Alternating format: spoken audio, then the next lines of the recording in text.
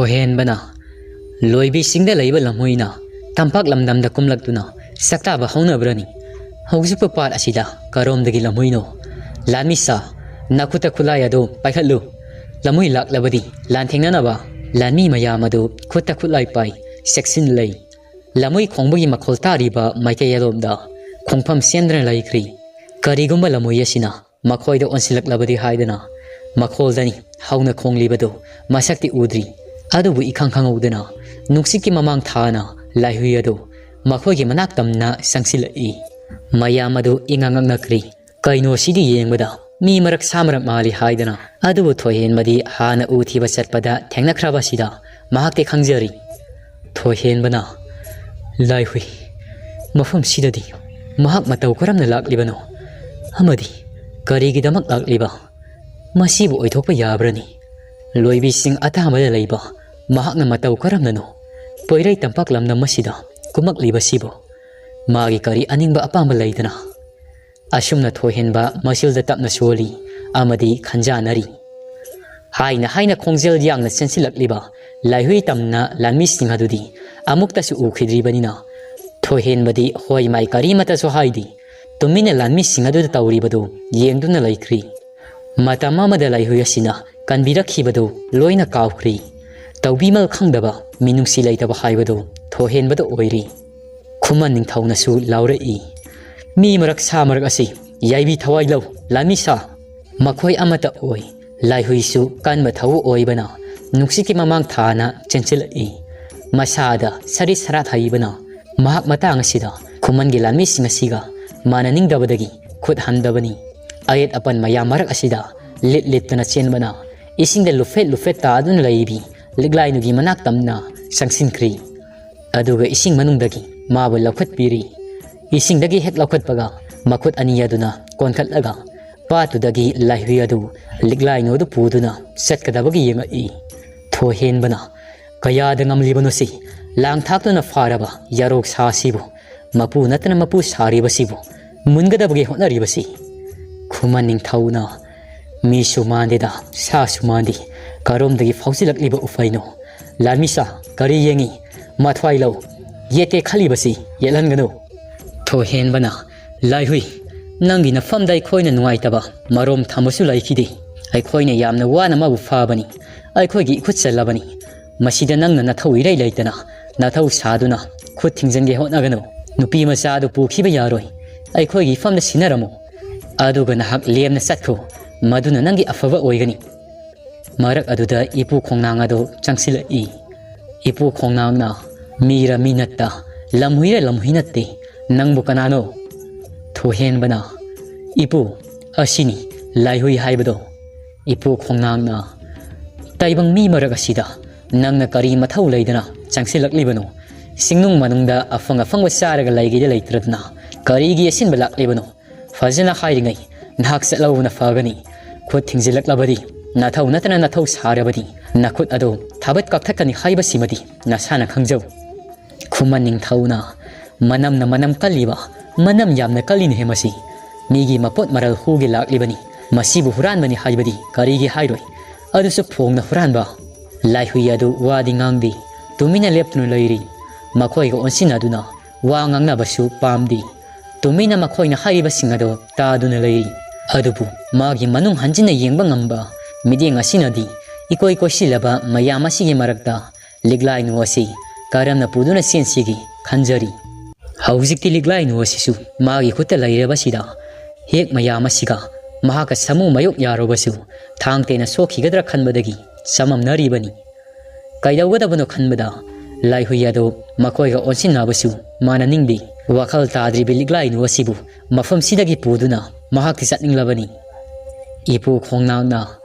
igai khangdaba taibangsa mira saranangbu hairiba sinangondani nana tadabra manasi karimata nachungdeni kadai nupi masadu sinaramo aduga lemna satko aina nangonda onsilaktinga sida ipu khongnang makuta paiba mayai leiba sasu adu wangna thangalai aduga masiladuda laironson sasu matoladu laihui tamna onsilli sasu aduna laihuida onsilakpasida sasu dudagi maisa puba manilama sakthek hai bagi matagum omba hori adu Laihui adu wakhal leibani magi masa ani pali haibado mata masida ningsing I Laihui laijabi thaduna amuktang hauna khonglam laga masa ani adu phandok laga mainil dudagi ngakthok saduna miyam dudagi na thairam laga nongmadolatya da leglai no se puduna paiduna satkri khumaning thawaduna achacha laksai dago kari yangdana lai miriam sa mana paihiba mai kay romda sagol tongduna tanaw mana ding amanba yadi thohen bana masidi masa panba oiriko aina thengakhiba dudi masa panda bani tongan ba oiraba jatla ipu khongnang na pen khide deko aigi mahi miyai pumbasi ari mata arabago adubu ai khongnang ni masa maren phangba haujamak kaidobo yagi haibado khallaga tawguni irai laina mana ai khoya sibo khuman miyam pungba sibo ikai piruk khuman badi karigi yagani khuman ning thawaduna asau khambi maimot piyodo ipu lanmi singasina tana khibasi soiduna fangnaba thijarak lagani adum numi supa ama korong nomodolatiyada paiduna laibadi yabana tido soiduna malem laida khongin arakani do enau thoi hensu lanmi singsig lusingba oiduna fangnaba thijarak lagani adu saruk ipu isu ipu gaidoba yagi haibado khanavana faida asumna hainaba yana duna makhoi singadu khumandi kangla konung tam lai kundaleina oja maiba lai khoirambasu mapung phadri ai lai jama palda kumduna khayom lakpasu ngamlaroi sifam nafam khangdoi mandrida thabak asi thekoina ai suni bima yauningdrabani da yaroi to oge hek hairubada ningthawi sairak adu fangadabani masi nangbu kawrabrani ningsingdrabra haibani haiba indre haidana kaisum sangda leiba tabani sugunuda loi thaba tabani kundaleina adugumba amasu leiboireko hari sibo thekoina leitrabadi kaino kundaleina ningthawi sairak puki gadra lamhui lin unpubi adubu senagadra asmayok nagadra aidi mi paiba thapaiba haibado oireda pena masa samu aduna mangdani ko ipu maijaw amadi ining thongna satlibasi tungda mangdani wakhal taw ko amukta khrabadi asaw pumbasi ai khoida haitharakthana ko kundaleina sumini pena masa samu nangna haribasi as aidi kapu kapningleda hausimak aibu kaidoduno haibani aidi mongba iranya yauraga uti thongba tap taina saraga mina kauba langba tada khai tumduna leirogadabani thekoina yar he bema kundalei nangi wakal sisuko kundaleina ware aidi na taisada ba thabak singasi tauna ba hotna bada asumna makhoi singado wari sana lakpana khuman kangla yaurari akhana ba makhoi khara ma ipu khongnangna magi mateng pangnaba khalli khumal leibaki puya lei kayamasu thamliba pukai langai amada changsil I top na leiba kaani khuman kangla sida puyagi leiri kayamana marang kaina leiriba kakhanna mani ipu khongnangna puya lairik singasigi marag asida soiduna puya lairik amadi yawrongani madu fangnaba thiyu piba masina asi yawrak lawadi aruba khulai thaba hauragani tumina leiba yaba matam natri mi marak samarg asi araiba natti ai khoina tawba thabak thauramasida yakai thingai basu laklibani khuman ning thawaduna asing barani pu khurau thangna balak libra matungsu thangakadori pu ipu khongnangna aina khangba madi jingnaba khara lei masil manaw ania sigi ngaklau oinaba mafam asida mahak laklibani lai irol nungaduda wan thaduna lai khrabi liglai no asibo lakotlaga ai khoigi khuttagi ma bu kanduna pokhi ba haibasi araiba thabak amadi na tenisu makhoi amatani manaraga mafam asida ligla yangbi asi kanba laklibani khummaning thawaduna adu oirabadi pu haugjik ai khoi kaido batai haibado karam na mayok nagani haibado khanarasi pu ipu khongnangna laihui haiba samarak nga marak asi maru fangna manghan batai mahak lairiba makai masil manaw ani asig ngaklau oiduna lairabadi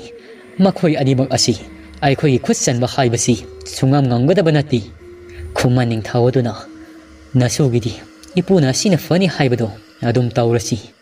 Laihui gi thingzilakliba makhut asi thabat kakthat pa haibasida aigidi lairi pandam ama fangnaba hotnabada yeknaba manghan ba haibasidi mahau sana tabrani nasuna khanjari basi ipu khongnang aduna aina naha oiringai puya kaya parakpa puya gi latam kaya naina rakri matam duda napuna Laihui asigi maramda thengna khiba dongna tawi Laihui bu mamuta na khanglabadi mabulan thengna ba haibasi masak adusu soidana fangani khuman ning thawaduna oh puya latam haiba ipu khongnang aduna puya nai khoi lambi tak lagani asi hairadana ibu khongnang ado yam khraba lai kaya amana sakhaiduna laibado Laihui gi maramda yawbra haidana koiti thiba haurai asumna koiti thiba haurakpasida puya singa sigi manungda sanamahi Laihui pakhangba Laihui haidana puya ani khak topna thengnari adu bo hairiba puya sidi satna kanglona madi maitai laining ge maramda liglam takpa puya oina tawi masidadi Laihui haibadi mina laigi matik sienba lamhui onbegi maramda palamdi Laihui hairagadi miyoi bana taibang pana sida hinglinge gi mata masida tawbadaba ina laining ge maramda satna kanglon takpa ipa ipu sigi liglam oina tawi matang asidadi Laihui hairiba wahi asigi artha asi ani thokpadawna tawri amaga manadi mahakna thiribasina lamhui onbegi matang sidani thiba yaba thiri lairik singdugi manung asida karamba sanaba lairik yauribagi haiduna ipu khongnang ado ahal oijarabasu mamit thauri akupa wahi kaya amasu loina uba ngamjari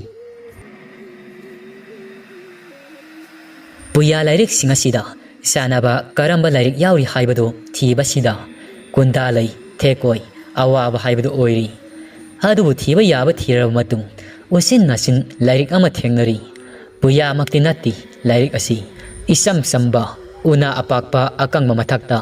mana samana sena oina tauba lairik ama penama sa samu aduna thengnari makhum natragana ahanba laimaya duda lamhui makok panba mi amaye i penama sa samu aduna ipu khongnang aina purakliba lairik asida amuktam iding samkhai biyudo penama sa samu adu lairik adu ipu maisauda sinai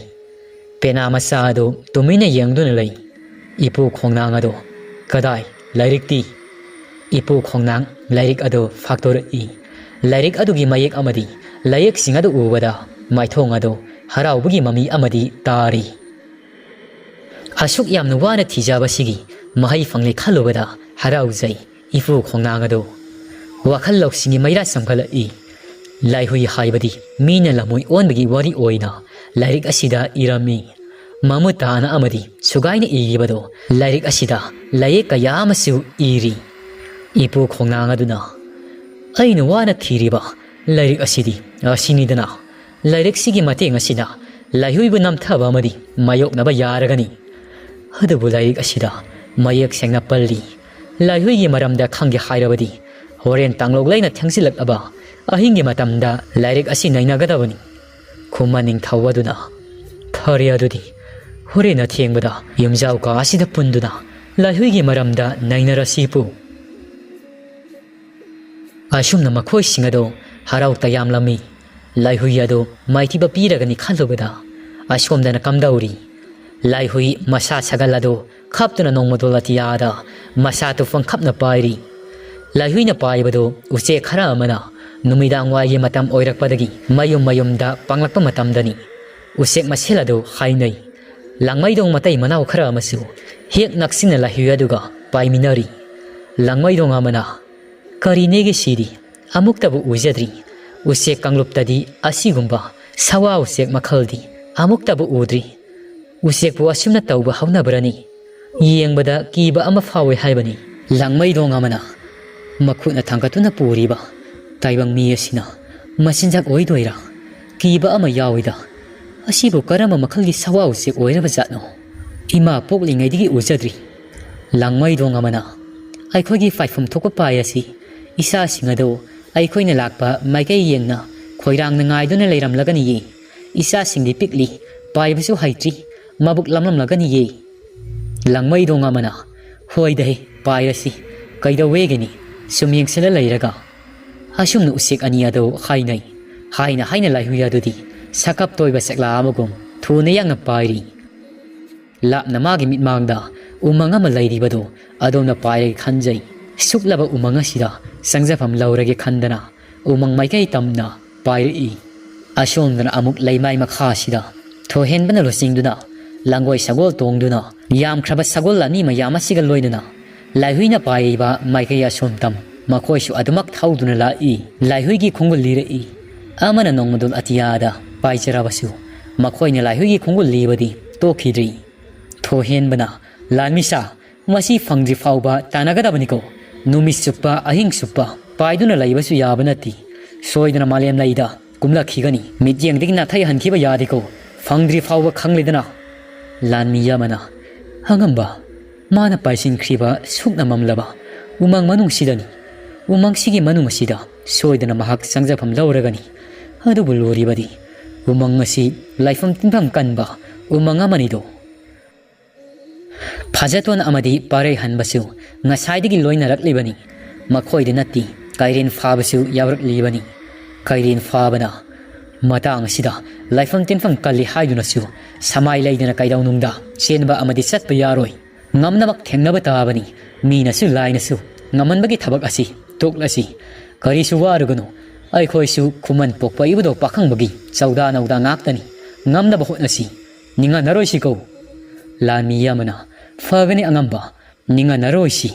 ลายหุยบุฟังนับสวยนะมากิทีระสิฟาเจโตนะอิตาอุสาไอเนี่ยยามนะแตนบะอามาดิไลโดมังสิกิมานุมาสิดาถอยนะมองมาเรียลตาดบะอังไปยามนะไลให้นะสุตาคิโดถอยเห็นบะนะนางอาดูกิตาเลบระให้บะสินางเสียวอยบะปักตาบะมาดิยาเวให้ดานิปานะบ่อดุกยามนะกีรีบะสิบ่ฟาเจโตนะกีเดดาสุมให้บะนี่ฮะดูบุคันทารอบดีตาลีดามัมกะมัมสิลักปะสิดามังสิดาบ่ปาร์หันบะนะยาร์ฟาเจโตนเลฟาวโรว่าสวยงามนะรอยสินางกิสกุลเท่าโดยโดอดมักตุมินะเท่าว่ายามนะงางลอยสิว่ายามนะงางบะสิขดังสกทะระกะตกบะนี่ปาร์หันบะนะให้บะดกิตุมินะไลครีฟาเจโตนะโดกอราอุโนมุดลาทิยาดาไปบ่ลายหุยกิคงกุลาโดมาคอยชูมังสิดาลีบโอยนะยังกอยสกุลาโดปาริงสานะเท่าจิลอีมัมกะมัมสิลักปะสิดาสุกนะสุมังสิดาอุริอุปาลกะยามาสุมารังไกนะฮาวริบโดมาทักตะไปรัมบะลายหุยาดสุโอคิรีลายหุยกิคงกุลเลรักปะสิดามาคอยกิทอกปะอามาลังกอยสกุลาโดเท่าริโทเห็นมะนะขจิบตะดลักเสกเรดะกูมังสิกิสุกนะฮาวระบะอุปาลกะยาสินะยากาเยงคราบอยเรโกลายหุยบุทีบลักลีใบคุยสิบุสมัมนะเลโกปาร์หันบะนะอิตาวารุกันสวยดันทีบฟังกันนิโกมาหักยามนะลักนะไกดาวนุงดาไปรำลอยนุมิดกะตาสิลักปะสิดามาฟังมัมมะดะสวยนะมากีทุบสินดุนะเลรังบันอิตาวารุกันไอคอยกิอีกอยสวยนะเซลกะดาบันีเท่านาลายโยสวยดันทีบฟังกันนี่ไอนะท่าใจคงลำบียสิดาอดมักเท่าระสิโทเห็นบะนะคำบีไม่กิมาเท่าดีตารักนิสิคำดาวบะฟาเจโตนะฮาวซิกปุกระไรดิกิไม่เล่ารู้กันนี่ฮานะขณะอุบสุวาฟัมสุนัตติปาร์หันบะนะไม่กิวาบุกรีมาเตขัลกันไอ้คนยาสุกยามเนี่ยยามลิวสิดีขณะนั้นบุกไอดาวเซโรนิกิที่ฟัมตกปะทีสิไม่ยามจังสิลสิลานมีไม่ยามดูนะหอยจังสิลสิกอราสุมัมสินครีอามัมบานาไม่ใช่มาริยาโดมังดูกิมานุมาสิดามาสูสังสินครีลายหุยาโดคอยไปรัมบดกิสุกลาบมังสิดาอุจาอุเรลามากิมาขาดาไปทารีมาซาเซกันตุฟังขับลำบดขับขีดรีมาเลียมไลดาคงเฮตตาบกามากิฟันทุกลำบามาซานียาโดมาครีมานะกุมลักลิบามาปาสิดาอิสิงคงอาศัวบอามาสุไลรีลายอิเซลาโดสิงนุงฟ้าวนะลุกนุงลายจกิอิสิงโอยนะเซียลีอารูบะอิงบะอันยาดุนะอิติลลาบะอิสิงนีลายหุยลิกลายนัวโดมาเลมไลยะทำจารีมองหาดระบะลิกลายนุกิไม่ท่วงดูตาริบะสำลางอโดลายหุยนะคงบัสไซลิกลายนุกิขุดังมิหุลลาดูปายดุนะลายหุยนะเยงลีมิหุลฟ้าวบดีหุนจารีลิกลายนัวโด ꯑꯗꯨꯕꯨ ꯂꯤꯛꯂꯥꯏꯅꯨꯒꯤ ꯃꯁꯥꯗꯣ ꯎꯟꯗꯧꯅ ꯏꯪꯉꯤ ꯃꯁꯥꯗꯣ ꯃꯩꯁꯥ ꯑꯃꯇ ꯐꯥꯎꯕ ꯐꯪꯈꯤꯗ꯭ꯔꯤ ꯌꯥꯝꯄꯛ ꯇꯥꯕꯒꯨꯝ ꯇꯥꯗꯨꯅ ꯂꯩ ꯃꯁꯤ ꯂꯦꯡꯗꯤ ꯃꯗꯨ ꯎꯕꯗ ꯂꯥꯏꯍꯨꯏ ꯑꯗꯨ ꯋꯥꯗꯕ ꯐꯥꯈꯠꯇꯕ ꯉꯝꯖꯗꯤ ꯂꯥꯏꯍꯨꯏꯅ ꯂꯤꯛꯂꯥꯏꯅꯨ ꯑꯩꯅ ꯀꯧꯕꯁꯤ ꯇꯥꯔꯕꯗꯤ ꯅꯪꯕꯨ ꯑꯃꯨꯛꯇꯗꯤ ꯈꯨꯝꯃꯛꯎꯁꯤ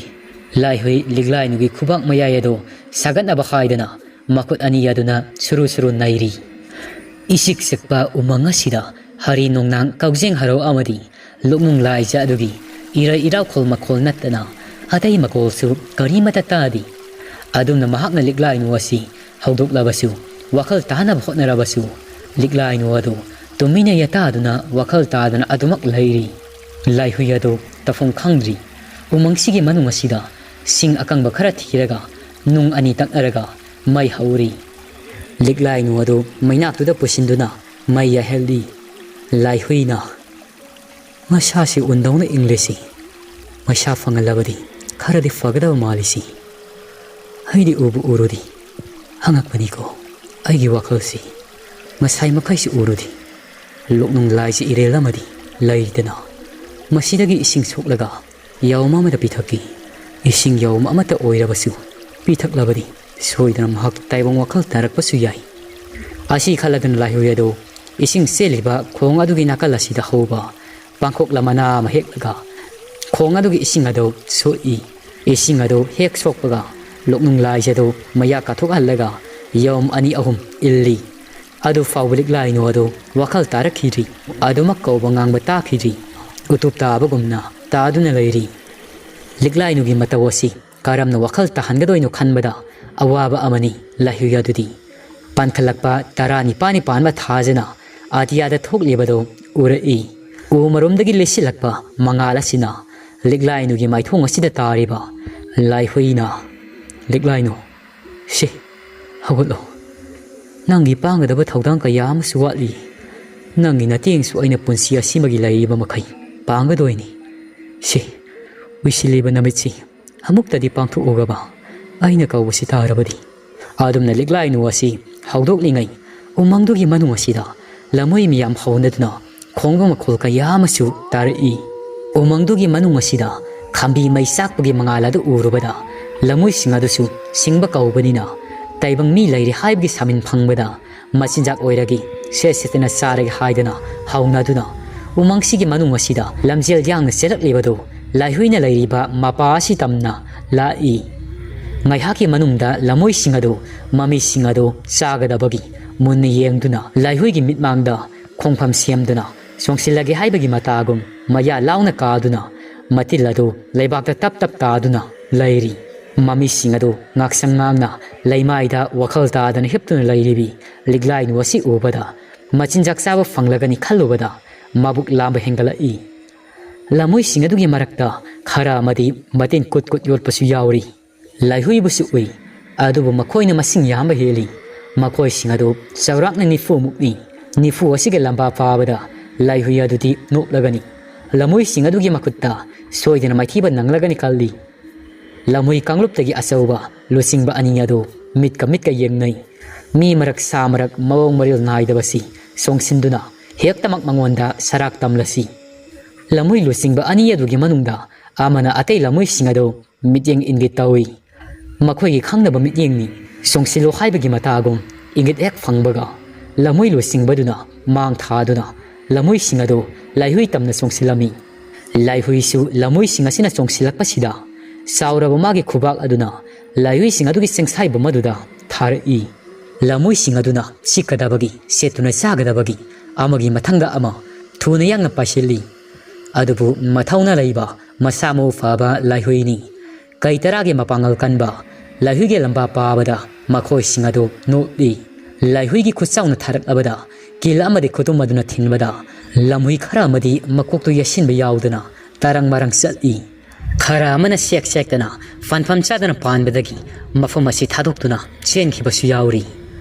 ꯂꯝꯍꯨꯏ ꯈꯔ ꯑꯃꯗꯤ ꯍꯟꯕ ꯂꯩꯇꯦ ꯂꯤꯛꯂꯥꯏꯅꯨ ꯑꯁꯤ ꯁꯦꯠꯇꯨꯅ ꯆꯥꯔꯒꯤ ꯃꯇꯥꯒꯨꯝ ꯆꯣꯡꯁꯤꯜꯂꯛꯂꯤꯕꯗꯨ ꯑꯗꯨꯕꯨ ꯃꯤꯆꯤꯡ ꯅꯥꯁꯤꯡꯕ ꯂꯥꯏꯍꯨꯏꯅꯤ ꯂꯝꯍꯨꯏꯁꯤꯡ ꯑꯗꯨ ꯃꯈꯣꯡ ꯑꯗꯨ ꯇꯥꯞ ꯂꯥꯎꯅ ꯄꯥꯏ ꯂꯣꯛꯅꯨꯡ ꯂꯥꯏꯖꯗꯨꯗ ꯂꯪꯕꯁꯤꯗ ꯃꯀꯣꯛ ꯑꯗꯨ ꯌꯩꯁꯤꯟꯕꯗ ꯏꯍꯤꯡ ꯅꯥꯍꯤꯡ ꯁꯥꯔꯤ lamoi sing aduga mukna yaba muknaraba matung laihui na ngamkhri lamoi sing adu maiti banangduna mafam asida amuktang hauna khongamaga mafam asi thadokduna masiga manarabadi thawai mangdo saruk manadraba chutoki asi khandana chenakhri laihui gi masado poptari wavna felawi masado sabana longnong lai sida kumlaga ngayak tingi masado ingtharaba matung lairai tamna amuk karai waba kharadi fari adubu mahak khanbani lepti kayam koina liglai nu wasibu mafam masida wakhal tadana laigani liglai nu wasibu amuk yeng akoi baduda amuk yeng tafung khangjadi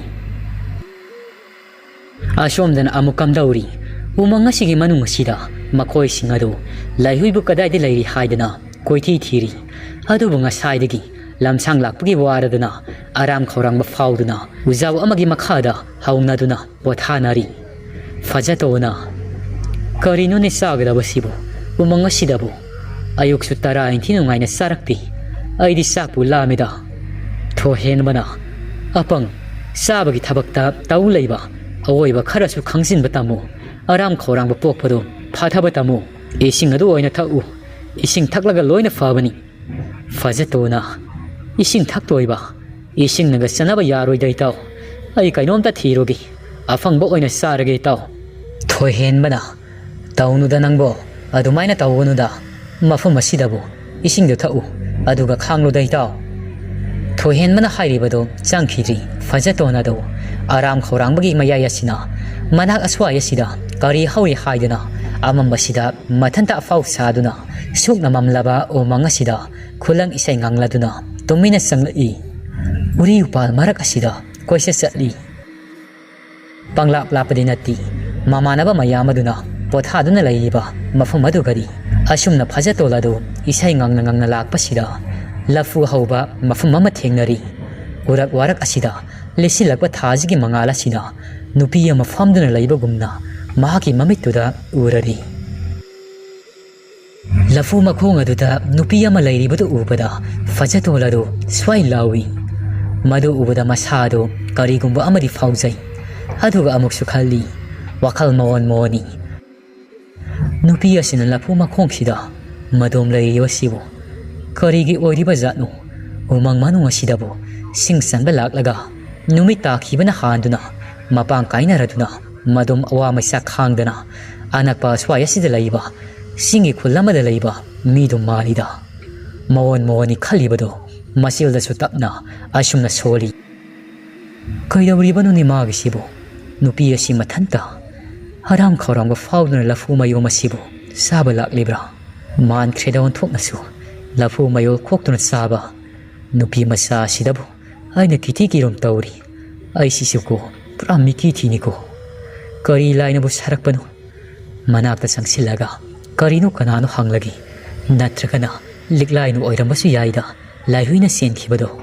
lafu makhong asida laihuina thamlaga masinjak thiba sathiba oirambasu yai magi fiba masi yengbadon thongnasu liklainu bu man khreda soidana oiramba yai kanano khanglagani oiramlabadi phagani deko oiramlabadi mayam kauduna mabu fanaba thaurang tawgi asumna wakhalda khalli wakal khana lafu makhong asida lairiba nupi adugi manaktam sangsilai nupi adugi samlang adu ningdu yai tumina tasinduna lafu makhong asida phamduna lairibado napada nasum amasin masamaduna pungmo muriba amamba thasigi ahinga pakak oiriba silliba nasum adugi nungsiraba lainamatna fajatungi naton sumang lalakpasida pukning hoba nungsi lainam haibado oiri fajatona nuranang boning thibi tungde tariba samlang asina ningdo yaibi nadom umang asida karibu tawram libano pakhang nahangbo wahang asitarabadi yawa figai amuktadi sengbiyo nupi ado hoi mai karimata haidi adumak tumina taduna lei nupi ado famna lafu makhong asida makhut ye thangbado tingthorai leibak asida thammi pair o haibagi matagum ingi tawrak libado magi khusa tanaw biduda thambau harangam jabi pambo madu sangna lichilakpa tarane panba thajigi mangala sida maithong aduda ngairi mayek singna udriba nupi asina hoi mai karimata hairaktraba sida ikaiduna tawdi boy ningjai ꯐꯖꯇꯣꯅ ꯂꯣꯟꯊꯣꯛꯇꯕꯤꯁꯨ ꯃꯥꯟꯗꯤ ꯑꯗꯨꯕꯨ ꯋꯥꯍꯩ ꯑꯃ ꯐꯥꯎꯕ ꯑꯣꯏꯔꯕꯁꯨ ꯍꯥꯏꯔꯛꯄ ꯐꯥꯎꯕꯗꯤ ꯌꯥꯕꯅꯤ ꯑꯗꯣꯝꯒꯤꯁꯤ ꯑꯩꯉꯣꯟꯗ ꯃꯃꯜ ꯌꯥꯝꯅ ꯀꯥꯍꯟꯕꯤꯔꯤꯕ꯭ꯔꯥ ꯋꯥꯍꯩ ꯑꯃꯠꯇ ꯑꯣꯏꯔꯕꯁꯨ ꯍꯥꯏꯅꯤꯡꯗ꯭ꯔꯕꯁꯨ ꯐꯖꯔꯤꯕ ꯑꯃꯨꯕ ꯁꯝꯂꯥꯡ ꯑꯁꯤꯒꯤ ꯍꯥꯏꯔꯕꯗꯤ ꯃꯥꯏꯊꯣꯡꯁꯨ ꯐꯖꯔꯝꯒꯗꯕ ꯃꯥꯜꯂꯤ ꯀꯥꯎꯅꯤꯡꯗ꯭ꯔꯕꯁꯨ ꯈꯨꯝꯅꯤꯡꯗ꯭ꯔꯕꯁꯨ ꯆꯤꯟꯕꯥꯜ ꯑꯗꯨꯅ ꯊꯥꯖ ꯃꯥꯟꯕꯤ ꯃꯥꯏꯊꯣꯡ ꯑꯗꯨ ꯑꯃꯨꯛꯇꯗꯤ ꯌꯦꯡꯖꯅꯤꯡꯉꯤꯗ ꯍꯥꯏꯖꯕꯇꯅꯤ ꯅꯨꯄꯤ ꯑꯁꯤꯗ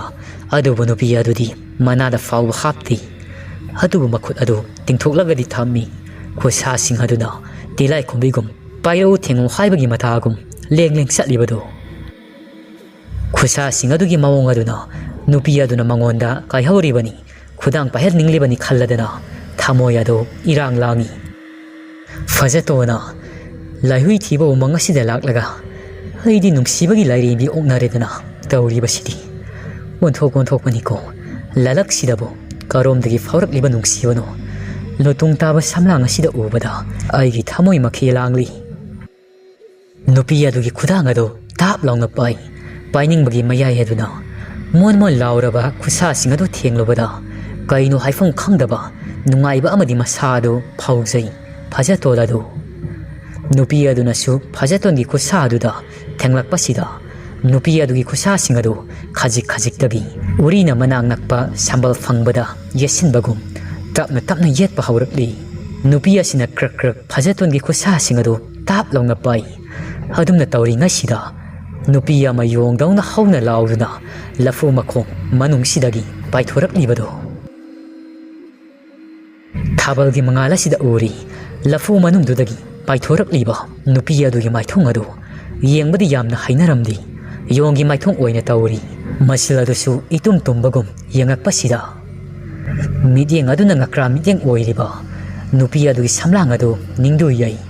ꯅꯨꯄꯤ ꯑꯗꯨꯒꯤ ꯃꯥꯏꯊꯣꯡ ꯑꯗꯨ ꯑꯀꯤꯕꯒꯤ ꯃꯁꯛꯅꯤ ꯃꯗꯨ ꯎꯕꯗ ꯂꯋꯥꯏ ꯂꯨꯇꯨꯡꯒꯤ ꯁꯝ ꯑꯗꯨ ꯆꯞ ꯌꯨꯡꯈ꯭ꯔꯤ ꯆꯅꯤꯡ ꯆꯃꯥꯡ ꯁꯝꯅꯗ꯭ꯔꯤ ꯅꯨꯄꯤ ꯑꯗꯨꯅ ꯁꯥꯇ꯭ꯔ ꯑꯃꯒ ꯂꯣꯏꯅꯗꯨꯅ ꯄꯥꯏꯁꯤꯜꯂꯛꯄꯁꯤꯗ ꯈꯪꯄ꯭ꯔꯦꯛ ꯈꯪ ꯂꯣꯡꯈꯥꯛ ꯂꯣꯡꯅ ꯇꯥꯏ ꯇꯨꯡ ꯑꯣꯟꯊꯣꯛꯇꯨꯅ ꯐꯝꯂꯝꯕ ꯅꯨꯄꯤ ꯑꯗꯨ ꯌꯣꯡꯃꯥꯟꯕꯤ ꯑꯗꯨ ꯆꯨꯡꯁꯤꯜꯂꯤ ꯃꯤꯠꯅ ꯀꯨꯞꯄꯗ ꯑꯅꯤ ꯑꯗꯨ ꯐꯨꯅꯔꯛꯏ ꯊꯥꯕꯜ ꯃꯉꯥꯜ ꯑꯁꯤꯗ ꯇꯨꯡ ꯑꯣꯟꯊꯣꯛꯇꯨꯅ ꯐꯝꯂꯝꯕꯤ ꯅꯨꯄꯤ ꯑꯗꯨꯒꯤ ꯃꯥꯏꯊꯣꯡ ꯑꯗꯨꯁꯨ ꯍꯧꯖꯤꯛꯇꯤ ꯃꯌꯦꯛ ꯁꯦꯡꯅ ꯎꯔꯤ ꯌꯣꯡꯃꯥꯟꯕꯤ ꯑꯣꯏꯔꯝꯃꯤ ꯄꯥꯜꯂꯤꯕ ꯃꯈꯣꯡꯁꯤꯡ ꯑꯗꯨ ꯈꯨꯅꯤꯡ ꯈꯨꯃꯥꯡ ꯑꯣꯟꯅꯅ ꯄꯥꯜꯂꯤꯕꯗꯨ ꯃꯈꯣꯏ ꯑꯅꯤ ꯑꯗꯨ ꯎꯕꯗ ꯃꯍꯥꯛꯀꯤ ꯋꯥꯈꯜ ꯇꯥꯔꯤ ꯑꯅꯤ ꯑꯁꯤ ꯂꯧꯗ꯭ꯔꯥꯎꯕꯤꯅꯤ ꯍꯥꯏꯕꯗꯨ ꯎꯃꯪ ꯃꯅꯨꯡ ꯑꯁꯤꯗ ꯂꯩꯕ ꯂꯧꯗ꯭ꯔꯥꯎꯕꯤ ꯆꯤꯡꯅꯨꯡ ꯃꯅꯨꯡ ꯑꯁꯤꯗ ꯋꯥꯈꯥꯗ ꯁꯛꯇꯥꯕꯤ ꯂꯧꯗ꯭ꯔꯥꯎꯕꯤ ꯑꯅꯤꯗꯨ ꯎꯕꯗ ꯃꯍꯥꯛꯇꯤ ꯃꯀ꯭ꯂꯥꯛ ꯑꯗꯨ ꯅꯤꯛꯄꯗ ꯂꯣꯏꯔꯤ ꯐꯖꯇꯣꯅ ꯍꯣꯏ ꯃꯥ ꯁꯤꯔꯝꯅꯤꯗ ꯂꯧꯗ꯭ꯔꯥꯎꯕꯤꯅꯤꯅꯦ ꯁꯤꯗꯤ ꯂꯧꯗ꯭ꯔꯥꯎꯕꯤ ꯑꯅꯤ ꯑꯗꯨ ꯈꯤ ꯀꯥꯝꯅꯩ ꯃꯁꯝ ꯐꯣꯏꯅꯩ ꯑꯅꯤ ꯑꯗꯨ ꯈꯣꯠꯅꯕ ꯆꯤꯛꯅꯕ ꯐꯥꯎꯕ ꯌꯥꯎꯅꯔꯛꯏ ꯐꯖꯇꯣꯟ ꯑꯗꯨ ꯃꯥꯒꯤ ꯅꯨꯄꯥ ꯑꯣꯏꯅꯤꯡꯗꯨꯅ ꯐꯨꯅꯔꯤꯕꯅꯤ ꯑꯗꯨꯕꯨ ꯐꯖꯇꯣꯟ ꯑꯗꯨꯗꯤ ꯃꯁꯥꯗꯤ ꯈꯪꯖꯗꯦ ꯀꯔꯤꯒꯤ ꯐꯨꯅꯔꯤꯕ ꯖꯥꯠꯅꯣ ꯍꯥꯏꯕꯗꯨ ꯑꯅꯤ ꯑꯗꯨꯅ ꯈꯠꯅꯔꯤꯕꯗꯨ ꯇꯨꯃꯤꯟꯅ ꯌꯦꯡꯗꯨꯅ ꯂꯩ ꯂꯧꯗ꯭ꯔꯥꯎꯕꯤ ꯑꯅꯤ ꯑꯗꯨꯒꯤ ꯈꯠꯅꯕꯒꯤ ꯃꯈꯣꯜ ꯑꯗꯨ ꯌꯣꯡꯅ ꯎꯃꯪ ꯑꯁꯤꯗ ꯎꯔꯥꯎ ꯊꯔꯥꯎꯕꯒꯨꯝ ꯇꯧꯏ ꯌꯣꯡꯗꯒꯤ ꯍꯥꯏꯐꯦꯠ ꯈꯦꯠꯅꯕ ꯈꯛꯇꯅꯤ ꯃꯤ ꯑꯣꯏ ꯌꯣꯡ ꯑꯣꯏ ꯇꯧꯕꯤ ꯂꯧꯗ꯭ꯔꯥꯎꯕꯤ ꯑꯅꯤ ꯑꯗꯨ ꯐꯖꯇꯣꯟ ꯑꯁꯤ ꯃꯨꯅꯤꯡꯕꯒꯤ ꯃꯌꯥꯏꯅ ꯂꯩꯖꯕꯤ ꯊꯥꯗꯅ ꯈꯠꯅꯔꯤꯕꯗꯨ ꯂꯩꯖꯕꯤ ꯊꯥꯗꯨꯅ ꯑꯉꯝ ꯀꯟꯅ ꯇꯥꯟꯅꯔꯤ ꯐꯖꯇꯣꯟ ꯑꯗꯨꯅ ꯑꯩ ꯁ꯭ꯋꯥꯏꯗ ꯂꯦꯞꯇꯨꯅ ꯂꯩꯔꯕꯗꯤ ꯁꯣꯏꯗꯅ ꯈꯨꯗꯣꯡꯊꯤꯕ ꯇꯥꯔꯒꯅꯤ ꯆꯦꯜꯍꯧꯕꯅ ꯐꯔꯒꯅꯤ ꯑꯁꯤ ꯈꯜꯂꯗꯅ ꯍꯦꯛ ꯆꯦꯟꯒꯦ ꯇꯧꯕꯒ ꯐꯖꯇꯣꯟꯒꯤ ꯃꯈꯣꯡ ꯅꯥꯝꯃ ꯑꯗꯨ ꯂꯧꯗ꯭ꯔꯥꯎꯕꯤ ꯑꯅꯤ ꯑꯗꯨꯒꯤ ꯃꯅꯨꯡꯗ ꯑꯃꯅ ꯃꯈꯣꯡ ꯑꯗꯨ ꯇꯥꯞ ꯂꯥꯎꯅ ꯐꯥꯏ ꯑꯗꯨꯝꯅ ꯐꯥꯕꯁꯤꯗ ꯃꯍꯥꯛ ꯇꯨꯐꯝ ꯆꯥꯗꯅ ꯇꯨꯁꯤꯜꯂꯤ ꯃꯈꯣꯡ ꯑꯗꯨ ꯊꯥꯗꯣꯛꯅꯕ ꯍꯥꯏꯗꯅ ꯐꯤꯗ꯭ꯔꯤꯡ ꯀꯥꯎꯏ ꯂꯧꯗ꯭ꯔꯥꯎꯕꯤꯒꯤ ꯃꯈꯨꯠꯁꯤꯗꯒꯤ ꯅꯥꯟꯊꯣꯛꯅꯕ ꯍꯥꯏꯗꯅ ꯂꯧꯗ꯭ꯔꯥꯎꯕꯤ ꯑꯇꯣꯞꯄ ꯑꯗꯨꯅ ꯑꯃꯨꯛ ꯃꯈꯣꯡ ꯑꯣꯏ ꯊꯪꯕꯗꯨ ꯇꯥꯞ ꯂꯥꯎꯅ ꯐꯥꯏꯈ꯭ꯔꯤ ꯑꯃꯅ ꯑꯃꯨꯛ ꯆꯤꯡ ꯐꯤꯕꯝ ꯇꯥꯗ꯭ꯔꯤ ꯐꯖꯇꯣꯟ ꯑꯗꯨ ꯑꯅꯤ ꯆꯪꯗꯅ ꯆꯤꯡꯅꯔꯛꯄꯁꯤꯗ ꯀꯅꯥ ꯂꯩꯒꯦ ꯏꯇꯥꯎꯁꯥ ꯑꯩꯅ ꯀꯧꯕꯁꯤ ꯇꯥꯔꯕꯗꯤ ꯑꯩꯕꯨ ꯑꯃꯨꯛꯇꯗꯤ ꯀꯜꯂꯨ ꯂꯥꯎ ꯏꯇꯥꯎꯁꯥ ꯁꯣꯏꯗ꯭ꯔꯦ ꯀꯔꯥꯡ ꯁꯦꯒꯥꯏꯗꯅ ꯁꯤꯕ ꯇꯥꯔꯤ ꯂꯧꯗ꯭ꯔꯥꯎꯕꯤ ꯑꯅꯤꯁꯤꯒꯤ ꯈꯨꯠꯁꯤꯗ ꯏꯇꯥꯎ ꯊꯣꯏꯍꯦꯟꯕ ꯀꯩꯔꯦꯟ ꯐꯥꯕ ꯅꯇꯥꯎꯕꯨ ꯀꯜꯂꯨ ꯂꯥꯛꯎ ꯅꯇꯥꯎ ꯑꯋꯥꯐꯝꯗ ꯇꯥꯔꯤ ꯐꯖꯇꯣꯟ ꯑꯗꯨ ꯑꯁꯤ ꯍꯥꯏꯔꯗꯅ ꯀꯣꯏꯔꯥꯎ ꯂꯥꯎꯔꯤ ꯃꯁꯥꯗꯨ ꯍꯨꯃꯥꯡ ꯑꯅꯞꯄꯤ ꯀꯥꯡꯉꯤ ꯃꯈꯣꯡ ꯑꯅꯤ ꯑꯗꯨ ꯐꯤꯗ꯭ꯔꯤꯡ ꯀꯥꯎꯔꯤꯕꯗꯨ ꯑꯗꯨꯕꯨ ꯃꯥꯒꯤ ꯃꯈꯣꯡ ꯅꯥꯝꯃꯗꯨ ꯂꯧꯗ꯭ꯔꯥꯎꯕꯤ ꯑꯅꯤ ꯑꯗꯨꯅ ꯐꯥꯖꯤꯜꯂꯒ ꯊꯝꯈ꯭ꯔꯤ ꯑꯅꯤ ꯑꯗꯨ ꯈꯠꯅꯕꯁꯨ ꯇꯣꯛꯑꯝꯗꯤ ꯂꯩꯖꯕꯤ ꯊꯥꯗꯅ ꯂꯧꯗ꯭ꯔꯥꯎꯕꯤ ꯑꯗꯨ ꯀꯟꯅ ꯈꯠꯅꯔꯤ ꯃꯈꯣꯏꯒꯤ ꯃꯔꯣꯜꯗ ꯅꯨꯄꯥꯁꯤ ꯑꯩꯒꯤꯅꯤ ꯅꯨꯄꯥꯁꯤ ꯑꯩꯒꯤꯅꯤ ꯃꯤꯠꯌꯦꯡ ꯆꯪꯉꯛꯀꯅꯨ ꯍꯥꯏꯗꯨꯅ ꯈꯠꯅꯔꯤ ꯂꯧꯗ꯭ꯔꯥꯎꯕꯤ ꯑꯃꯅ ꯅꯨꯄꯥꯁꯤ ꯑꯩꯅ ꯏꯍꯥꯟ ꯍꯥꯟꯅ ꯊꯦꯡꯅꯖꯕꯅꯤ ꯃꯥꯕꯨ ꯐꯥꯒꯗꯕꯒꯤ ꯑꯩꯅ ꯏꯍꯥꯟ ꯍꯥꯟꯅ ꯂꯥꯡ ꯊꯥꯛꯆꯕꯅꯤ ꯃꯤꯠꯌꯦꯡ ꯀꯔꯟ ꯆꯟꯕꯤꯔꯛꯀꯅꯨ ꯂꯧꯗ꯭ꯔꯥꯎꯕꯤ ꯑꯃ ꯑꯗꯨꯅ ꯅꯪꯅ ꯍꯥꯟꯅ ꯊꯦꯡꯅꯔꯕꯁꯨ ꯑꯩꯅꯕꯨ ꯀꯣꯜꯂꯕꯁꯨ ꯅꯨꯄꯥꯁꯤ ꯅꯪꯒꯤꯅꯤ ꯍꯥꯏꯗꯨꯅ ꯈꯨꯗꯝ ꯆꯥꯡꯗꯝ ꯂꯩꯇꯦ ꯑꯗꯨꯅ ꯅꯨꯄꯥꯁꯤ ꯑꯩꯒꯤꯅꯤ ꯑꯩꯒꯤ ꯑꯣꯏꯕ ꯇꯥꯏ ꯂꯧꯗ꯭ꯔꯥꯎꯕꯤ ꯑꯅꯤ ꯑꯗꯨ ꯀꯟꯅ ꯈꯠꯅꯔꯛꯏ ꯍꯦꯟꯅ ꯂꯥꯎ ꯈꯣꯡꯗꯨꯅ ꯌꯣꯡꯗꯧꯅ ꯐꯖꯇꯣꯜ ꯑꯗꯨ ꯃꯇꯥꯎꯁꯤꯡ ꯑꯗꯨ ꯇꯥꯅꯕ ꯂꯥꯎꯕꯁꯨ ꯂꯦꯞꯇꯤ ꯑꯀꯣꯟꯕꯗꯗꯤ ꯉꯥꯏꯍꯥꯛ ꯄꯣꯊꯥꯗꯨꯅ ꯂꯩꯍꯧꯕ ꯃꯇꯥꯎꯁꯤꯡ ꯑꯗꯨ ꯐꯖꯇꯣꯟꯅ ꯀꯣꯏꯔꯥꯎ ꯂꯥꯎꯔꯤꯕꯗꯨ ꯈꯔ ꯈꯔ ꯇꯥꯔꯛꯂꯤ ꯀꯅꯥ ꯀꯅꯥ ꯂꯩꯒꯤ ꯑꯩꯕꯨ ꯑꯃꯨꯛꯇ ꯀꯟꯕꯤꯌꯨ ꯏꯇꯥꯎꯁꯥ ꯍꯥꯏꯗꯨꯅ ꯀꯟꯅ ꯀꯟꯅ ꯂꯥꯎꯔꯤꯕꯗꯨ ꯃꯌꯦꯛ ꯁꯦꯡꯅ ꯇꯥꯔꯤ ꯊꯣꯏꯍꯦꯟꯕꯅ ꯏꯇꯥꯎꯁꯥ ꯏꯇꯥꯎ ꯐꯖꯇꯣꯜ ꯑꯗꯨ ꯑꯋꯥꯐꯝꯗ ꯇꯥꯔ ꯃꯥꯜꯂꯤ ꯂꯥꯛꯑꯣ ꯆꯪꯁꯤꯜꯂꯒ ꯌꯦꯡꯉꯨꯁꯤ ꯁꯣꯏꯗꯅ ꯃꯍꯥꯛ ꯅꯥꯇꯩ ꯆꯥꯗꯕ ꯐꯤꯕꯝ ꯑꯃꯗ ꯂꯩꯔꯝꯂꯒꯅꯤ ꯌꯥꯝꯅ ꯂꯥꯞꯄꯁꯨ ꯅꯠꯇꯦ ꯇꯥꯔꯤꯕ ꯃꯈꯣꯜ ꯑꯁꯤ ꯄꯥꯔꯩ ꯍꯟꯕꯅ ꯍꯣꯏ ꯏꯇꯥꯎ ꯑꯁꯣꯝꯅ ꯃꯈꯣꯏ ꯈꯔ ꯑꯗꯨ ꯍꯧꯅꯗꯨꯅ ꯇꯥꯔꯤꯕ ꯃꯈꯣꯜ ꯑꯗꯣꯝꯗ ꯆꯪꯁꯤꯜꯂꯛꯏ ꯊꯥꯕꯜꯒꯤ ꯃꯨꯁꯤ ꯃꯨꯁꯤꯔꯕ ꯃꯉꯥꯜ ꯑꯁꯤꯗ ꯃꯈꯣꯏꯁꯤꯡ ꯑꯗꯨ ꯎꯔꯤ ꯃꯇꯥꯎ ꯐꯖꯇꯣꯟꯒꯤ ꯑꯣꯏꯔꯤꯕ ꯐꯤꯕꯝ ꯑꯗꯨ ꯈꯨꯠꯇ ꯄꯥꯏꯔꯤꯕ ꯇꯤꯃꯦꯟꯇꯥ ꯃꯌꯥꯝ ꯑꯗꯨꯅ ꯂꯧꯗ꯭ꯔꯥꯎꯕꯤ ꯑꯗꯨ ꯇꯝꯅ ꯂꯪꯉꯛꯏ ꯂꯧꯗ꯭ꯔꯥꯎꯕꯤ ꯑꯣꯏꯒꯤ ꯈꯣꯡꯄꯥꯏꯕꯤ ꯑꯗꯨꯗꯤ ꯃꯊꯧꯅ ꯂꯩꯕ ꯍꯦꯜꯂꯤ ꯐꯖꯇꯣꯟꯒꯤ ꯈꯣꯡꯌꯥ ꯑꯗꯨꯗ ꯂꯦꯛꯍꯧꯔꯕꯗꯤ ꯃꯥꯒꯤ ꯅꯨꯄꯥ ꯑꯣꯏꯔꯒꯗꯕꯅꯤ ꯆꯠꯄꯁꯨ ꯉꯝꯂꯔꯣꯏꯗꯕꯅꯤ ꯑꯁꯤ ꯈꯟꯗꯅ ꯃꯌꯥ ꯑꯗꯨ ꯂꯥꯎꯅ ꯀꯥꯊꯣꯔꯛꯏ ꯑꯃꯗꯤ ꯇꯥꯅ ꯄꯥꯟꯕꯗꯒꯤ ꯑꯣꯟꯅ ꯊꯣꯏꯅ ꯆꯩꯅꯥ ꯑꯗꯨ ꯈꯥꯡꯗꯨꯅ ꯂꯩꯔꯤ ꯂꯧꯗ꯭ꯔꯥꯎꯕꯤ ꯑꯃꯅ ꯃꯁꯤꯡ ꯐꯨꯗꯣꯛ ꯈꯣꯡꯌꯥ ꯑꯗꯨꯗ ꯂꯦꯛꯀꯗꯕꯒꯤ ꯃꯔꯩ ꯑꯁꯥꯡꯕꯗꯨ ꯍꯦꯛ ꯇꯤꯡꯊꯣꯔꯛꯀꯦ ꯇꯧꯕꯒ ꯊꯣꯏꯍꯦꯟꯕꯅ ꯄ꯭ꯔꯞ ꯆꯪꯁꯤꯜꯂꯒ ꯃꯔꯩ ꯑꯁꯥꯡꯕ ꯇꯤꯡꯊꯣꯔꯛꯂꯤꯕꯗꯨ ꯊꯕꯠ ꯊꯪꯁꯥꯡ ꯑꯗꯨꯅ ꯀꯛꯏ ꯑꯗꯨꯝꯅ ꯍꯦꯛ ꯀꯛꯄꯒ ꯃꯔꯩ ꯑꯇꯠꯄ ꯑꯗꯨ ꯂꯩꯃꯥꯏ ꯑꯁꯤꯗ ꯐ꯭ꯔꯤꯡ ꯐ꯭ꯔꯤꯡ ꯆꯣꯡꯉꯤ ꯂꯧꯗ꯭ꯔꯥꯎꯕꯤ ꯑꯗꯨꯗꯤ ꯆꯩꯅꯥ ꯈꯥꯡꯕ ꯉꯝꯗ꯭ꯔꯗꯨꯅ ꯃꯔꯩ ꯑꯇꯠꯄ ꯑꯗꯨꯒ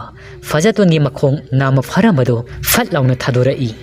ꯂꯧꯗ꯭ꯔꯥꯎꯕꯤ ꯑꯁꯤꯅ ꯐ꯭ꯔꯤꯡ ꯐ꯭ꯔꯤꯡ ꯆꯣꯡꯅ ꯃꯃꯤꯠ ꯑꯅꯤ ꯑꯗꯨ ꯃꯤꯠꯂꯨ ꯄꯤꯔꯥꯡ ꯏꯍꯧ ꯁꯤꯕ ꯇꯥꯔꯦ ꯈꯟ ꯇꯥꯏꯕꯪ ꯃꯤꯒꯤ ꯈꯨꯠꯇ ꯊꯋꯥꯏ ꯊꯥꯒꯗꯧꯔꯦ ꯍꯥꯏꯗꯅ ꯂꯐꯨ ꯃꯈꯣꯡ ꯑꯗꯣꯝꯗ ꯁꯦꯀꯧ ꯁꯦꯀꯧ ꯊꯋꯥꯏ ꯍꯤꯡꯅꯕ ꯂꯥꯎ ꯂꯥꯎꯗꯨꯅ ꯆꯦꯟꯁꯤꯟꯈ꯭ꯔꯤ ꯐꯖꯇꯣꯟ ꯑꯗꯨ ꯅꯤꯡꯁꯥꯁꯣꯔ ꯑꯆꯧꯕ ꯑꯃ ꯍꯣꯟꯗꯣꯛꯏ ꯑꯗꯨꯕꯨ ꯃꯁꯥ ꯑꯗꯨ ꯄꯥꯈꯠꯄ ꯊꯀꯠꯄ ꯀꯌꯥ ꯑꯃꯗꯤ ꯐꯠꯇ꯭ꯔꯤ ꯃꯁꯥ ꯑꯗꯨ ꯅꯤꯛꯄꯅ ꯂꯣꯏꯔꯤ ꯋꯥ ꯉꯥꯡꯕꯁꯨ ꯊꯣꯛꯇ꯭ꯔꯤ ꯃꯥꯒꯤ ꯃꯇꯧ ꯃꯌꯥꯝ ꯆꯪꯗꯅ ꯐꯥꯊꯕꯤꯔꯤ ꯄꯥꯔꯩ ꯍꯟꯕꯅ ꯏꯇꯥꯎꯁꯤ ꯋꯥꯈꯜ ꯇꯥꯔꯨꯁꯤ ꯂꯧꯗ꯭ꯔꯥꯎꯕꯤꯗꯣ ꯆꯠꯈ꯭ꯔꯦ ꯏꯇꯥꯎ ꯐꯖꯇꯣꯟꯅ ꯆꯠꯈ꯭ꯔꯕꯣ ꯏꯇꯥꯎ ꯑꯩ ꯁꯤꯔꯝꯅꯤꯗ ꯁꯝꯅꯥꯗ ꯂꯤꯛꯂꯤꯗ ꯏꯇꯥꯎ ꯂꯧꯗ꯭ꯔꯥꯎꯕꯤꯒꯤ ꯈꯨꯠꯇ ꯇꯥꯔꯝꯂꯕꯗꯤ ꯁꯣꯏꯗꯅ ꯑꯩ ꯑꯁꯤ ꯂꯧꯗ꯭ꯔꯥꯎꯕꯤꯒꯤ ꯅꯨꯄꯥ ꯑꯣꯏꯔꯝꯕ ꯌꯥꯏꯀꯣ ꯏꯇꯥꯎ ꯂꯥꯏꯍꯨꯏ ꯊꯤꯕ ꯂꯥꯛꯄ꯭ꯔꯥ ꯍꯥꯏꯕꯕꯨ ꯁꯤꯔꯝꯒꯅꯤꯗ ꯏꯇꯥꯎ ꯊꯣꯍꯦꯟꯕꯅ ꯂꯥꯎꯃꯟ ꯂꯥꯛꯃꯜꯂꯤꯗꯩꯕꯣ ꯅꯪ ꯑꯩꯅ ꯏꯁꯤꯡ ꯊꯛꯎ ꯍꯥꯏꯔꯒ ꯊꯛꯂꯝꯂꯕꯗꯤ ꯅꯪ ꯐꯔꯣꯏꯗ꯭ꯔꯥ ꯅꯔꯥꯏꯕꯛꯇꯨ ꯏꯪꯕ ꯁꯥꯕ꯭ꯔꯥ ꯌꯦꯡꯉꯨ ꯑꯩꯈꯣꯏ ꯂꯥꯛꯑꯝꯗ꯭ꯔꯕꯗꯤ ꯅꯪ ꯀꯔꯤ ꯑꯣꯏꯔꯝꯒꯅꯤ ꯑꯗꯨꯅ ꯃꯌꯥꯝ ꯆꯠꯃꯤꯟꯅꯕꯗ ꯇꯣꯉꯥꯟꯅ ꯇꯥꯅꯨ ꯍꯥꯏꯔꯤꯕꯁꯤ ꯈꯔ ꯑꯃꯅ ꯃꯥꯕꯨ ꯆꯩꯔꯤ ꯑꯗꯨꯕꯨ ꯃꯍꯥꯛꯁꯨ ꯍꯧꯖꯤꯛꯇꯤ ꯋꯥꯈꯜ ꯇꯥꯔꯤ ꯃꯈꯣꯏꯁꯤꯡ ꯑꯗꯨ ꯍꯥꯟꯅ ꯄꯣꯊꯥꯗꯨꯅ ꯂꯩꯕ ꯎ ꯃꯈꯥ ꯑꯗꯨ ꯇꯝꯅ ꯂꯥꯛꯏ ꯃꯌꯥꯝ ꯑꯗꯨ ꯈꯟꯅꯕ ꯌꯥꯕ ꯀꯌꯥ ꯑꯃꯁꯨ ꯈꯟꯅꯕ ꯂꯣꯏꯔꯕ ꯃꯇꯨꯡ ꯑꯃꯨꯛ ꯂꯥꯏꯍꯨꯏ ꯑꯁꯤꯕꯨ ꯐꯪꯅꯕ ꯊꯤꯔꯁꯤ ꯍꯥꯏꯅꯔꯤ ꯃꯥꯒꯤ ꯁꯒꯣꯜ ꯁꯌꯥꯡꯊꯛꯇ ꯇꯣꯡ ꯃꯈꯣꯏꯁꯤꯡ ꯑꯗꯨ ꯃꯅꯨꯡ ꯍꯟꯖꯤꯟꯕ ꯎꯃꯪ ꯑꯁꯤꯒꯤ ꯁꯔꯨꯛ ꯑꯃꯗ ꯆꯪꯁꯤꯟꯕ ꯍꯧꯔꯛꯏ ꯑꯁꯣꯝꯗꯅ ꯀꯝꯗꯧꯔꯤ ꯂꯧꯗ꯭ꯔꯥꯎꯕꯤ ꯑꯅꯤ ꯑꯗꯨ ꯀꯞꯇꯅ ꯃꯅꯨꯡ ꯍꯟꯖꯤꯟꯕ ꯃꯈꯣꯏꯒꯤ ꯃꯀꯣꯜ ꯑꯗꯨ ꯇꯝ ꯂꯥꯛꯏ ꯎꯃꯪꯁꯤꯒꯤ ꯃꯅꯨꯡ ꯑꯁꯤꯗ ꯎꯅ ꯃꯔꯥꯡ ꯀꯥꯏꯅ ꯍꯧꯕ ꯅꯣꯡꯄꯣꯛ ꯊꯪꯕ ꯃꯥꯏꯀꯩ ꯑꯁꯤꯗꯅꯤ ꯂꯧꯗ꯭ꯔꯥꯎꯕꯤ ꯑꯗꯨꯒꯤ ꯃꯀꯣꯜ ꯂꯩꯔꯤꯕꯗꯨ ꯃꯐꯝ ꯑꯁꯤꯗ ꯍꯧꯕ ꯎ ꯋꯥꯁꯤꯡ ꯑꯗꯨꯒꯤ ꯃꯁꯥ ꯃꯔꯦꯟꯁꯤꯡ ꯑꯁꯤꯗ ꯂꯧꯗ꯭ꯔꯥꯎꯕꯤ ꯆꯅꯤꯃꯨꯛ ꯇꯣꯡꯗꯨꯅ ꯂꯩꯔꯤꯕꯗꯨ ꯃꯈꯣꯡ ꯌꯥꯟꯊꯔꯒ ꯐꯝꯕ ꯌꯥꯎ ꯎꯔꯤ ꯋꯥꯔꯤꯗ ꯍꯥꯏꯗꯨꯅ ꯁꯥꯟꯅꯕ ꯌꯥꯎ ꯅꯨꯡꯉꯥꯏꯅ ꯂꯩꯔꯤ ꯂꯧꯗ꯭ꯔꯥꯎꯕꯤꯁꯤꯡ ꯑꯁꯤꯒꯤ ꯂꯨꯆꯤꯡꯕꯤ ꯑꯃ ꯂꯩ ꯃꯌꯥꯝꯁꯤꯗꯒꯤ ꯃꯥꯅ ꯏꯐ ꯐꯩ ꯋꯥꯡ ꯆꯥꯎꯏ ꯆꯨꯡ ꯐꯤꯔꯥꯟ ꯆꯥꯕꯤ ꯂꯧꯗ꯭ꯔꯥꯎꯕꯤ ꯍꯥꯏꯔꯒꯗꯤ ꯃꯍꯥꯛ ꯈꯛꯇꯅꯤ ꯂꯧꯗ꯭ꯔꯥꯎꯕꯤ ꯑꯗꯨꯒꯤ ꯃꯅꯥꯛꯇ ꯂꯧꯗ꯭ꯔꯥꯎꯕꯤ ꯑꯅꯤ ꯑꯗꯨ ꯀꯞꯇꯅ ꯃꯈꯣꯏ ꯑꯅꯤ ꯑꯗꯨꯅ ꯋꯥꯀꯠꯂꯔꯤ ꯅꯨꯄꯥ ꯃꯨꯟꯅꯕ ꯊꯧꯗꯣꯛꯇꯒꯤ ꯈꯠꯅꯔꯛꯄ ꯑꯃꯗꯤ ꯇꯥꯏꯕꯪ ꯃꯤ ꯑꯁꯤꯅ ꯃꯔꯩ ꯀꯛꯊꯠꯄꯤꯔꯛꯂꯦ ꯍꯥꯏꯗꯅ ꯄꯥꯎꯗꯝꯖꯩ ꯄꯥꯎ ꯑꯁꯤ ꯇꯥꯕꯗ ꯂꯧꯗ꯭ꯔꯥꯎꯕꯤ ꯂꯨꯆꯤꯡꯕꯤ ꯑꯁꯤꯗ ꯅꯠꯇꯦ ꯂꯧꯗ꯭ꯔꯥꯎꯕꯤ ꯃꯌꯥꯝ ꯑꯗꯨ ꯈꯣꯏꯔꯥꯡ ꯈꯣꯏꯁꯥꯎꯅꯔꯤ ꯇꯥꯏꯕꯪ ꯃꯤꯅ ꯂꯥꯛꯆꯈꯤꯕꯒꯤ ꯂꯧꯗ꯭ꯔꯥꯎꯕꯤ ꯂꯨꯆꯤꯡꯕꯤ ꯑꯁꯤꯅ ꯃꯈꯣꯏꯒꯤ ꯃꯔꯣꯜꯗ ꯂꯧꯗ꯭ꯔꯥꯎꯕꯤ ꯑꯅꯤ ꯑꯗꯨ ꯌꯦꯡ ꯑꯁꯨꯝꯅ ꯍꯥꯏꯔꯛꯏ ꯅꯈꯣꯏ ꯑꯅꯤ ꯈꯔ ꯍꯦꯟꯗꯣꯛ ꯄꯥꯊꯣꯛꯅ ꯈꯠꯃꯟ ꯂꯥꯛꯃꯜꯂꯤ ꯅꯨꯄꯥ ꯃꯨꯟꯅꯕꯒꯤꯗꯃꯛꯇꯕꯨ ꯐꯔꯅꯤ ꯑꯃꯁꯨ ꯅꯥꯔꯩ ꯑꯗꯨ ꯀꯛꯊꯠꯄꯤꯔꯛꯂꯤ ꯅꯌꯨꯝ ꯄꯥꯟꯕ ꯈꯪꯂꯔꯣꯏ ꯑꯗꯨꯕꯨ ꯑꯩ ꯂꯨꯆꯤꯡꯕꯤꯅꯤ ꯇꯨꯃꯤꯟꯅ ꯂꯩꯊꯣꯛꯂꯣꯏ ꯇꯥꯏꯕꯪ ꯃꯤꯁꯤꯡꯒꯤ ꯃꯔꯛꯇ ꯂꯃꯟ ꯈꯨꯝꯒꯅꯤ ꯃꯈꯣꯏꯁꯤꯡ ꯑꯁꯤꯕꯨ ꯐꯥꯗꯨꯅ ꯑꯩꯈꯣꯏꯒꯤ ꯅꯨꯄꯥ ꯂꯣꯏꯅꯃꯛ ꯑꯣꯏꯊꯣꯛꯀꯗꯕꯅꯤ